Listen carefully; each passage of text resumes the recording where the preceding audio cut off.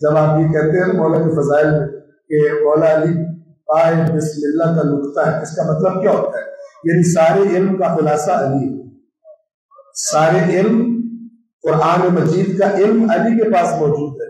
تو پھر جب علی کچھ بولے تو جیسے قرآن کو ایسے دوڑ دوڑ کے نہیں پڑھنا چاہیے، غور فکر سے پڑھنا چاہیے۔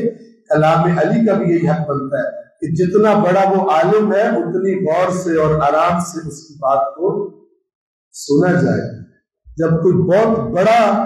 اسکالر آتا ہے، کوئی بہت بڑا اسپیشلسٹ آتا ہے اپنے فیلڈ کا، اور وہ کوئی سیمینار میں اسے اسپیچ کرنی ہوتی ہے، تو جو اس فن کے طلبگار ہوتے ہیں وہ تو پھر پینسلیں اور کاپیاں نوٹ بکس لے کے بیٹھتے ہیں کہ ہم نوٹ کرتے جائیں، ریکارڈرز لے کے بیٹھتے ہیں تاکہ اس کا کوئی لفظ ہم توجہ نہ بھی کر سکے، بعد میں ہمارے پاس موجود ہو کہ ہم مس نہ کر جائیں۔ اے کاش ہماری قوم پر بھی وہ وقت آ جائے کہ جب قرآن پڑھا جانا ہو، جب کلام علی کوئی عالم بڑا عالم بیان کر رہا ہو، میں نہیں، کوئی بڑا عالم بیان کر رہا ہو، تو پھر نوٹ بکس لے کے بیٹھے ہو اور ریکارڈرز لے کے بیٹھے ہو کہ کوئی بات ہم سے مس نہ ہو جائے ہمارے مولا۔